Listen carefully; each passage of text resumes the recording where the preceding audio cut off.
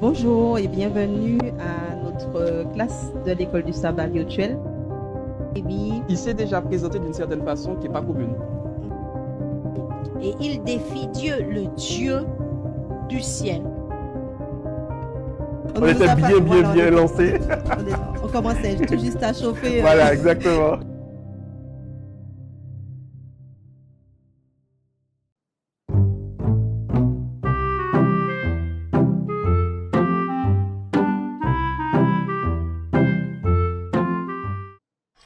Ces idées qui sont placées dans ton Saint-Livre, afin qu'elles nous édifient et nous aident à avancer.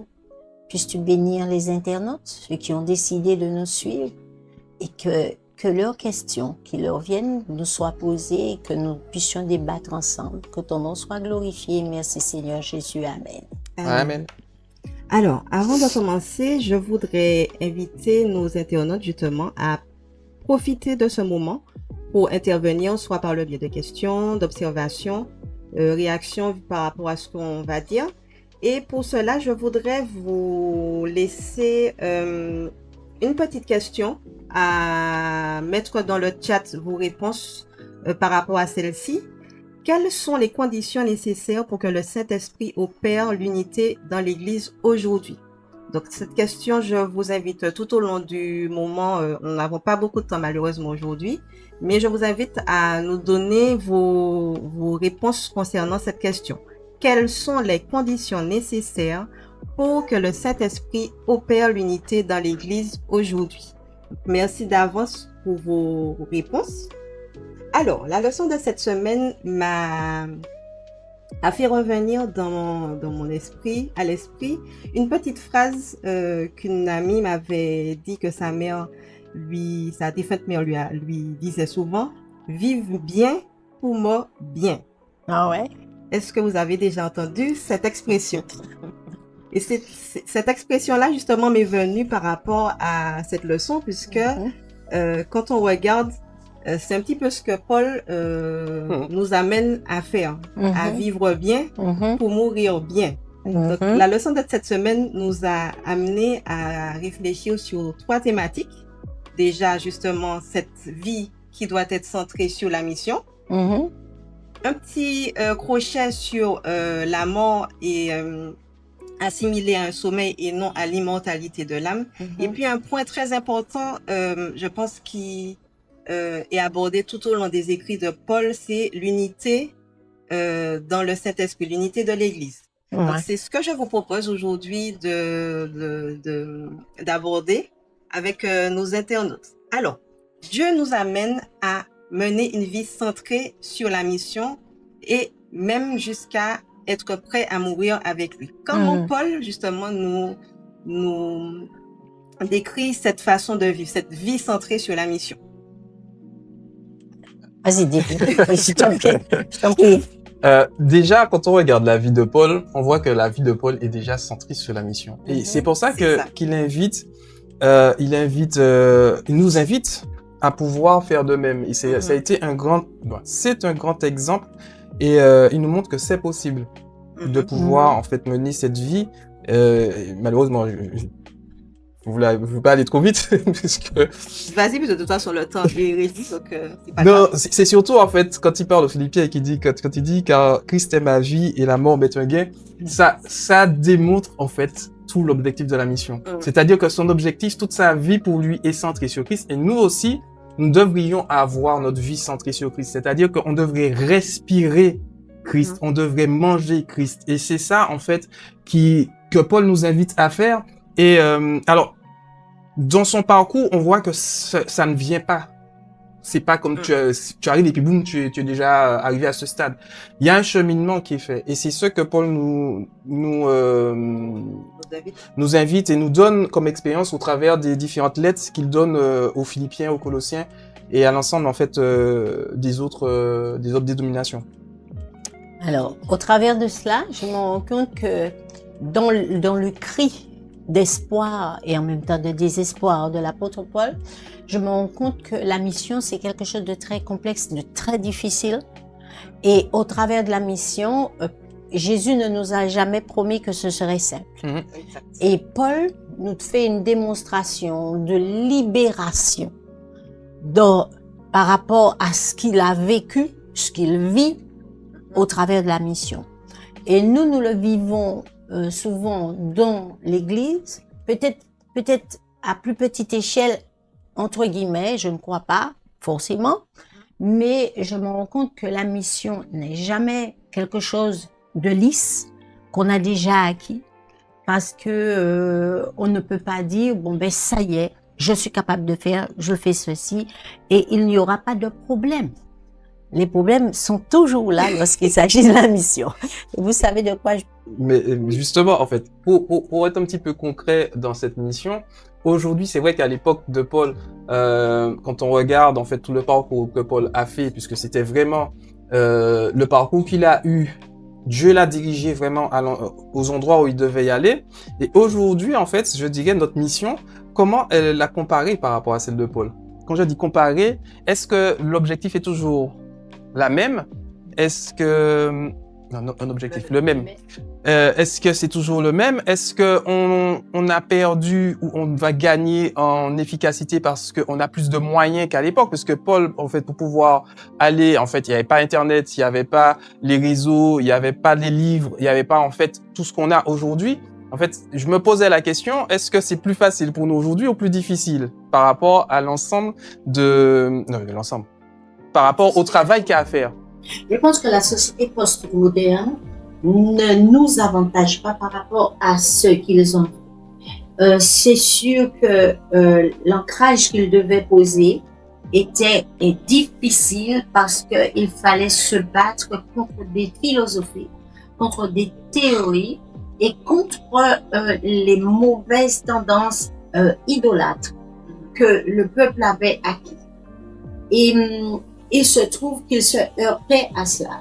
Et non content qu'il s'en heurtait, il était persécuté à cause de ça.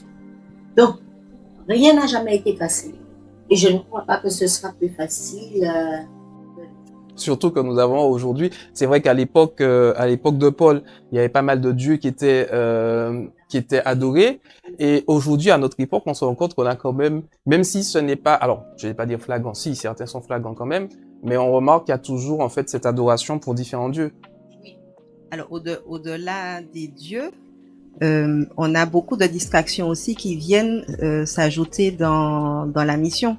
Tout à fait. Parce que tu posais la question, est-ce que cette mission était plus facile à l'époque de Paul ou aujourd'hui? C'est vrai que c'est deux époques avec des avantages et des inconvénients. Aujourd'hui, nous avons les moyens technologiques intéressants. On a beaucoup de moyens à notre disposition, mais qu'en faisons-nous? Est-ce que nous sommes, sans te couper, est-ce que nous sommes à 100% comme l'exemple de Paul, une vie centrée sur la mission, ou bien est-ce que la mission, c'est quand j'ai le temps, c'est-à-dire à mes heures perdues. Si j'ai un petit temps dans la semaine, je vais voir ce que je peux faire pour l'église. Ou est-ce que ma vie est centrée sur la mission, ça veut dire que tout ce que je fais tourne autour de qu'est-ce que je peux mettre à disposition pour que Dieu soit en avant dans ce que je fais aujourd'hui. Et le reste me sera donné. Je crois que rien n'a changé en réalité, sinon que ça devient de plus en plus complexe. Je sais pas, c'est juste une digression, histoire de vous dire que plus on modernise sa maison, plus on a de contraintes. Si vous dites, je passe de la vaisselle à la main au lave-vaisselle, cela vous imposera d'acheter du produit. Cela vous imposera de faire des choix particuliers de produits, d'entretenir et tout le reste. Donc, rien n'est plus simple. Auparavant, on lavait simplement, on faisait sécher. Oui, d'accord, vous avez tout ça, mais vous devenez dépendant de tout ce qui est moderne et ça devient difficile, complexe. Donc, je dis que la vie est ce qu'elle est, mais nous devons la vivre comme Paul, vivre pleinement en Jésus. David, tu voulais dire quelque chose entre-temps? Non, non, tout à fait. En fait, pour ajouter un petit peu à ce que disait Dominique, vivre pleinement, et c'est pour ça que on parle de la mort, parce que Paul était arrivé à un stade où il a été aussi, il a failli perdre sa vie dans le cadre de sa mission, et c'est pour ça que je ramène un petit peu à nous. Est-ce qu'on est prêt à ça? Et par rapport à ce que Dominique dit, effectivement, on doit mettre tout cela dans le tout ça dans le paquet. Et je me posais la question, est-ce qu'on est prêt à aller très loin dans la mission? Et je me pose la question à moi-même aussi. Est-ce qu'on est prêt à aller dans la mission pour même perdre sa vie? C'est-à-dire par rapport à sa foi, se dire, mais Seigneur, j'ai un choix à faire, mais je dois le faire. Est-ce que je vais me dire, bon ben, je vais passer à côté, bon... Comme tu as dit, on va mettre de côté, je vais essayer de trouver... On va essayer de biaiser pour pouvoir essayer d'être plus à l'aise, au lieu de dire, ben, je serai peut-être mal à l'aise, mais avec Dieu, en fait, je serai pas mal à l'aise. Parce que la vie du chrétien n'est pas une vie de confort. Il faut comprendre que les difficultés demeureront. Et Paul nous pousse le cri en disant la mort m'est un gain, puisque on va y arriver de toute manière, parce que il sent que les choses, enfin, il sera libéré. Et j'ai le sentiment que nous ne serons libérés que jusqu'à la mort. Alors, en off, nous en parlions et nous disions que les choses sont lourdes des fois, pour être plus clair, plus court, les choses sont lourdes, ça nous pèse, mais ce n'est que jusqu'à la mort. Quand on rentre dans la mission avec le Christ, ça reste quelque chose de toujours difficile. Et il n'y a pas de repos que jusqu'à la mort. Et c'est ce que le Christ a fait. Jusqu'à la mort, te seront fidèles. Alors, justement, tu en parles de la mort, puisque Paul nous dit que qu'il soit vivant ou qu'il soit mort, pour lui, l'important c'est que l'évangile soit prêché. Et ce qui est bien dans sa façon de penser, c'est que il n'y a pas d'égoïsme dans son fonctionnement. Il est vraiment axé sur qu'est-ce que je peux accomplir pour Dieu. Je suis un instrument de Dieu. Et quel que soit ce que cet instrument va subir du moment que la mission soit accomplie. Dans la leçon, on a fait juste un parallèle avec cette notion d'immortalité de l'âme, puisqu'il y a eu beaucoup de religions chrétiennes qui se sont servis de certaines paroles que Paul a dites pour alimenter cette notion d'immortalité de l'âme. D'où sort cette doctrine en très peu de mots, si on peut juste passer dessus, parce que je veux quand même qu'on parle de l'unité. D'où sort cette doctrine? Alors, et puis quelle est la position de Paul? Vraiment, la position de Paul, on sait que Paul, il y a une grande influence avec la philosophie grecque. Et on sait que Paul regarde cette philosophie. Et il dit, à partir de cela, voilà ce qu'il en est. Mais c'est un érudit. Il est conscient que cet homme avant Jésus-Christ, 25 avant Jésus-Christ, Philon, a parlé justement de la vie de ce phénomène dont les judaïsants se sont inspirés. Mais Paul veut toucher le cœur des hommes et leur dire, c'est exactement comme les disciples disent, apprends-nous à prier. Jésus va utiliser certainement une base et il va poursuivre comme mieux. Donc, Dieu ne déstabilise pas l'homme. Il utilise la connaissance qu'il a, sa connaissance, pour le mener à la vérité. Donc, pas question pour Paul de dire que la mort, il va monter au ciel. La mort lui est un gain. Mais il veut parler de libération et de tout ce qu'il a déjà subi parmi les frères, les faux frères, avec les idolâtres. Il dit, enfin, Christ est ma vie. Mais enfin, la mort m'est un gain. Ça va finir un jour. Non, c'est exactement ça. En fait, j'étais en train de relire, du moins d'essayer de relire plutôt, le texte de Philippiens 1, chapitre 19. Effectivement, en fait, ça pourrait porter à confusion parce que c'est vrai qu'il dit dans le texte, car je sais que cela tournera à mon salut grâce à vos prières et à l'assurance de l'Esprit de Jésus-Christ, selon ma ferme attente et mon espérance que je n'aurai honte de rien, mais que maintenant, comme toujours, Christ sera glorifié dans mon corps avec une pleine assurance, soit par ma vie, soit par ma mort. Car Christ, et c'est là d'où le texte en fait qui dit, car Christ est ma vie et la mort m'est un gain. Mais il est utile pour mon œuvre que je vive dans la chair, je ne saurais dire ce que je dois préférer. Donc là, c'est pour ça qu'on voit le dilemme, mais je suis pressé par les deux côtés. J'ai le désir de m'en aller pour être avec Christ, et c'est là qu'on pourrait dire... C'est là qu'il y a l'équivoque, voilà, c'est là exactement. le dilemme. Et avec Christ, et ce qui de beaucoup est le meilleur, ce que tout le monde aurait bien voulu mais faire oui. aussi, mais à cause de vous, il m'est nécessaire que je demeure dans la chair. Et on voit en fait ce qui prend sa mission à cœur. Il dit, ben, ça aurait été plus simple pour moi de mourir. Oui, voilà. Et il faut... Alors, la Bible ne se contredit pas. L'homme est en train de parler. Et c'est le même homme qui va écrire 1 Thessaloniciens 4, verset 13-17, qui va nous dire que les morts en Christ, voilà, ils meurent en Christ et ils ressusciteront.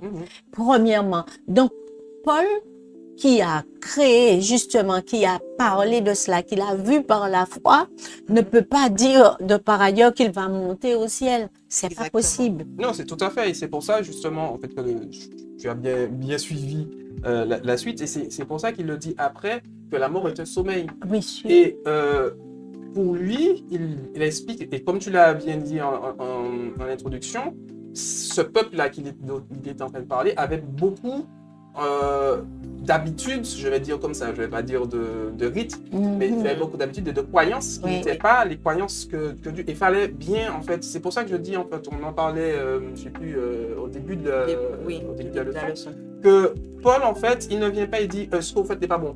Oui. Il va prendre un petit peu de tout ce qu'il y a et leur expliquer pourquoi. Et c'est exactement ce qu'il fait dans le texte. Et c'est pour ça que la notion de vie et de mort est importante, parce que, en fait, quand on se rend compte qu'on vit en Christ, on n'a pas peur de mourir en Christ. Parce qu'on sait, et c'est ce qu'il veut nous démontrer, nous chrétiens, en fait, dans le cadre de la mission, que même si on nous menace de mort, un petit peu comme Étienne, et c'est pour ça que je trouve qu'Étienne était formidable, parce que pendant qu'il était lapidé, en fait, il voyait Christ. Voilà, il avait les yeux fixés au ciel, et il voyait, il disait, je vois. Il voit. Mais personne n'a dit que Étienne est monté au ciel. Et personne ne pouvait le dire parce que, en fait, il a dit, il voit déjà que l'Éternel, c'est sa vision de la foi qui était intéressante. Mais nous devons savoir que c'est par la foi que nous approcherons et nous irons au ciel. C'est parce que, nous sommes assurés qu'un jour Jésus reviendra pour nous prendre avec lui. On a dit beaucoup de choses et le temps. Le temps arrive. Donc, pour conclure sur la partie immortalité, cette notion n'existe pas dans la Bible. L'immortalité de l'âme, elle n'existe pas dans la Bible. Et le texte que tu as cité redonne-moi le... 1 Thessaloniciens.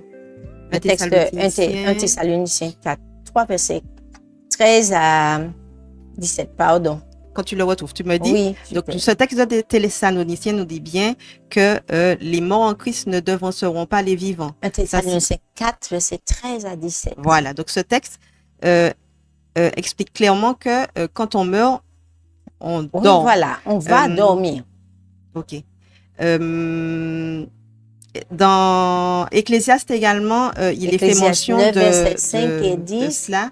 Oui, voilà. Que nous, les vivants, morts, nous savons que nous mourrons, mais les morts ne savent rien. Donc, toutes ces citations de la Bible nous montrent clairement que l'immortalité de l'âme n'existe pas, et que quand on meurt, la personne qui est morte n'est pas là en train de regarder ce qui se passe. Oui, quel dommage ce serait. Voilà. Exactement. Alors, juste un petit regard sur le chat. Donc, nous saluons Christophe. Salutations fraternelles, réponse à l'unité dans l'Église. Aujourd'hui, nous avons l'exemple des disciples dans la chambre haute. Ils étaient tous unis de commun accord. L'apôtre Paul était entièrement consumé par le Christ. Je ne sais pas lire le nom, c'est 25-10. Bonjour à tous. Que le Saint-Esprit puisse agir en faveur de l'unité dans l'Église, je pense qu'il faudrait accepter que chacun puisse ajouter sa pensée, capacité, tant qu'elle aide à converger vers l'objectif donné. Ah, voilà, c'est Voilà, important.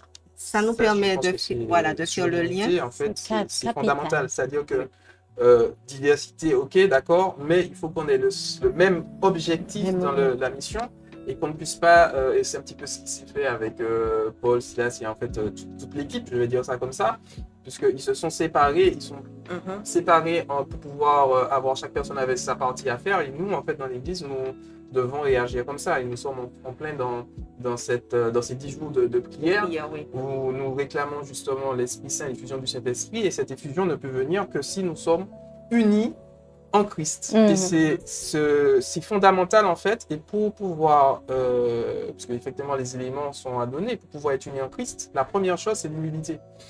L'humilité, l'amour et l'humilité. Parce que en fait ce sont des éléments qui vont nous permettre de dire, je ne vais pas être plus élevé que Dominique, je ne vais pas être plus élevé que Lauriane, au contraire, je vais servir Dominique, Dominique va me servir Lauriane va me servir. Et c'est en fait, Paul, dans son explication, en fait, il essaie un petit peu de donner tout ça, ces éléments, pour qu'on puisse avancer et aller à fond dans cette mission. Mhm. Alors, par rapport à ce que tu disais justement sur les éléments nécessaires pour l'unité, nous sommes dans un conflit cosmique et les armes que nous devons utiliser, ce ne sont pas les armes qu'on pourrait penser. Mhm. Donc, on ne va pas prendre des fusils ni des épées, puisque ce n'est pas elles qui seront capables de pouvoir nous permettre de lutter. Tout à fait. Et Dieu nous a donné les armes à utiliser. Et l'arme la plus puissante entre nos mains, il nous a dit dans Éphésiens 6-17, c'est l'épée de l'Esprit qui est la parole de Dieu. Et cette épée de l'Esprit va nous permettre d'assimiler ce que Dieu veut de nous, avec le Saint-Esprit, de pouvoir le laisser agir pour transformer notre caractère et le laisser mettre en nous c'est son caractère, l'amour, la miséricorde, la paix, la douceur, la patience, la bienveillance, la maîtrise de soi, toutes ces valeurs qui seront nécessaires pour permettre l'unité dans l'Église.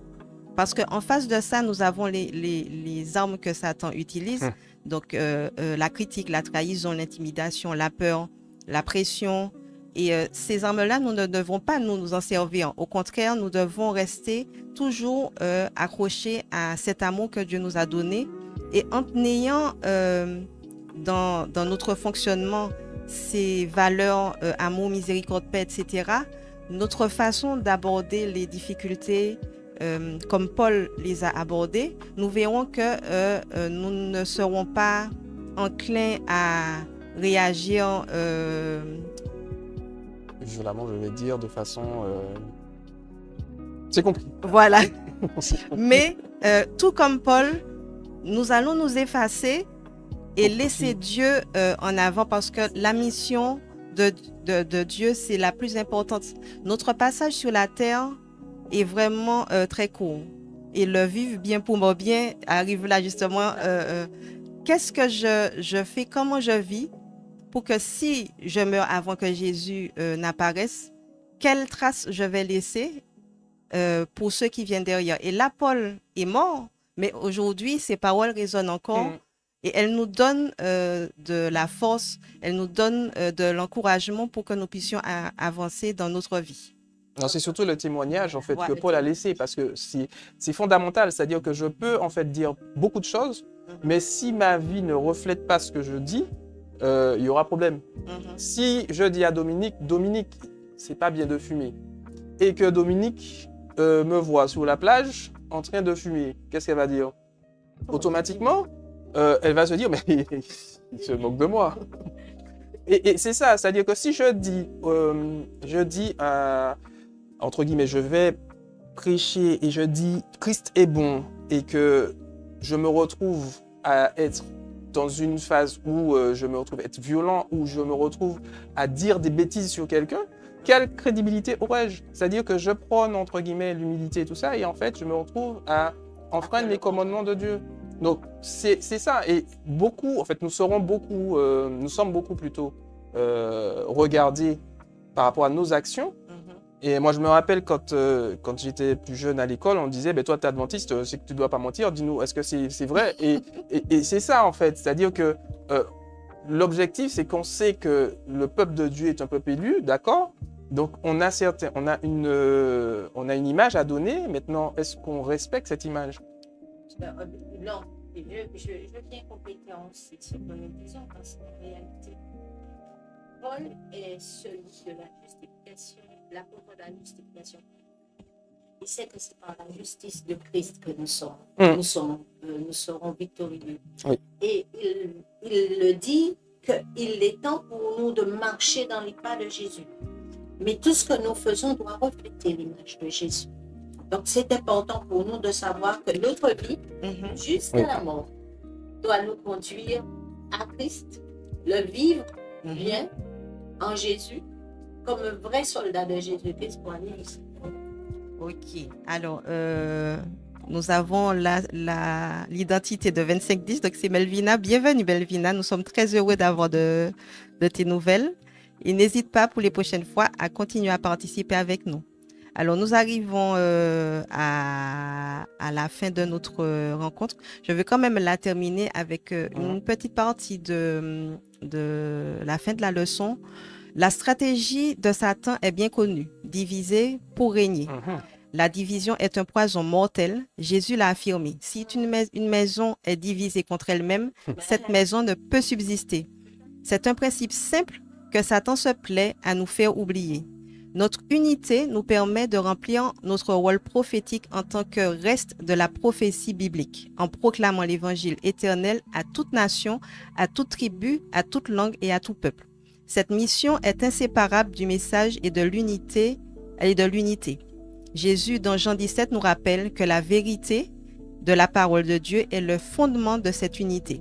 Ainsi, message, mission et unité forment un triptyque indissociable. S'il ne manque, l'édifice s'effondre. Mais si les trois sont réunis, rien ne peut nous ébranler. Donc, c'est sur ces paroles que je vous remercie d'avoir participé avec nous. Nous allons clôturer avec notre prière et vous souhaitons une bonne fin de sabbat. Merci. Okay. Père Céleste, Dieu trois fois saint, nous voulons te remercier encore une fois de plus pour ton amour que tu as manifesté envers nous, Père.